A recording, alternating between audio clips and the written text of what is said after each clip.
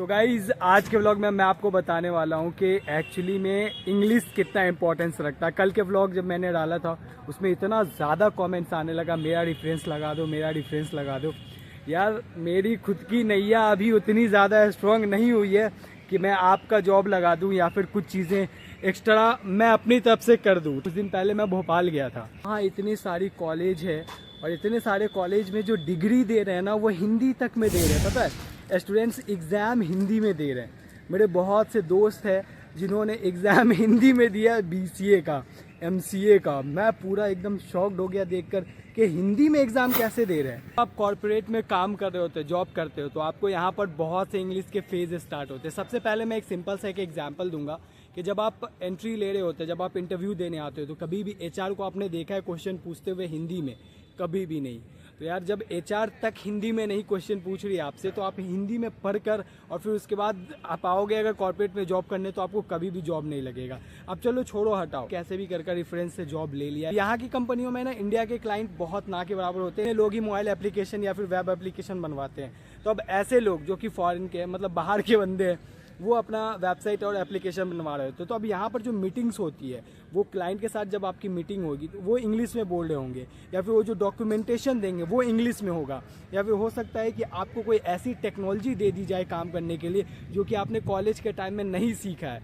अब उस नए टेक्नोलॉजी को आपको 1 हफ्ता का टाइम रहेगा सीखने का, मूव करने का। अब कैसे 1 हफ्ते में आपको खुद को वो चीज़ें बना पाओगे, वो 1 हफ्ते में कैसे आप सीख पाओगे? क्योंकि सारी डॉक्यूमेंटेशन इंग्लिश में होती है। आप नेट पे सर्च मारते हो पूरा इंग्लिश में, चैट GPT से आप कुछ निकालना चाह रहे हो वो भी इंग्लिश में।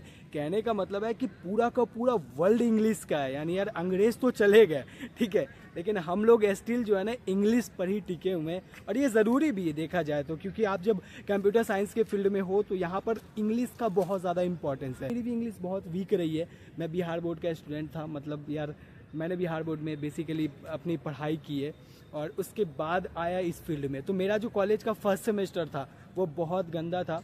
वहाँ मुझे चीज़ें बिल्कुल समझ में नहीं आती थी, लेकिन फर्स्ट सेमेस्टर मेरा ख़राब था। लेकिन टोटल मेरे पास 5 सेमेस्टर और थे। तो फर्स्ट सेमेस्टर में जो कॉलेज में मैं पढ़ता उसे रिवीजन करता, घर पर आकर डिक्शनरी देखता, चीज़ों को सर्च करता, और धीरे धीरे धीरे फर्स्ट बाद सेकेंड के बाद थर्ड, कभी पता ही नहीं चला यार कि इतनी जल्दी मतलब इंग्लिश बढ़िया हो गई।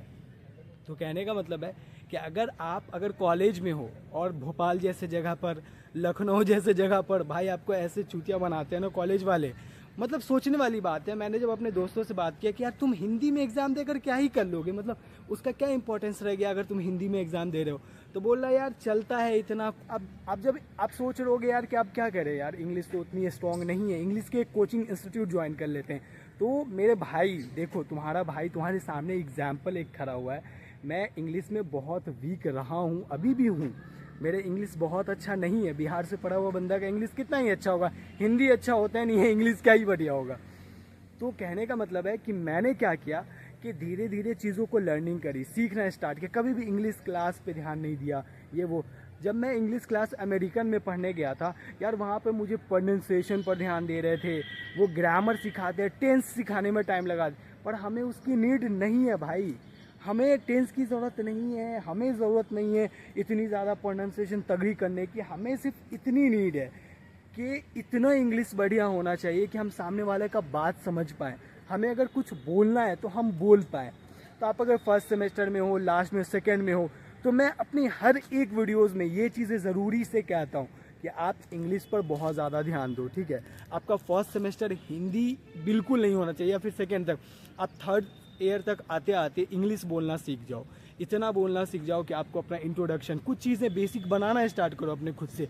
जैसे कि बेसिक इंट्रोडक्शन, HR के ना कुछ 10 क्वेश्चन के एक फॉर्मेट मैंने तगड़ा सा तैयार किया, वो मेरे डिस्क्रिप्शन में दिख रहा होगा।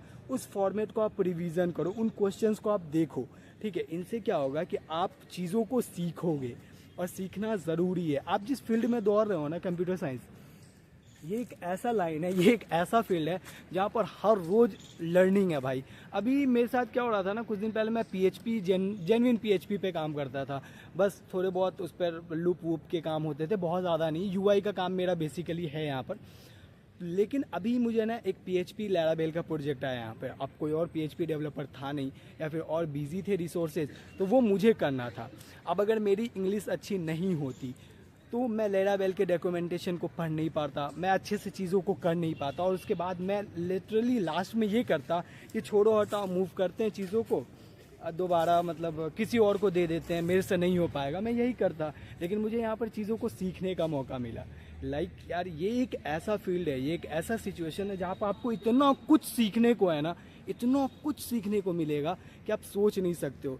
आप आओगे तो फ्रेशर में किसी भी टेक्नोलॉजी पे आओगे, लेकिन आपको यहाँ पर धीरे धीरे धीरे हर एक टेक्नोलॉजी पे थोड़ा थोड़ा थोड़ा थोड़ा कमांड करते रहना पड़ेगा। धीरे धीरे आप सीखते जाओगे। यहाँ पर हर रोज़ एक नया चैलेंज होता है।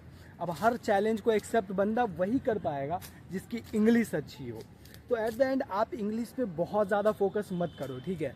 बहुत ही नॉर्मल इंग्लिश सीखो, आप एकदम हाई लेवल पे मत जाओ कि इंग्लिश इंग्लिश इंग्लिश पागल होकर रहे हुए इंग्लिश कर रहे हैं, ग्रामर सीख रहे हैं, बिल्कुल एकदम बस इतना है। बोलना सीख जाओ, थोड़ा बहुत पढ़ना सीख जाओ, अच्छे से इंग्लिश को समझना सीख जाओ, बहुत आसान है।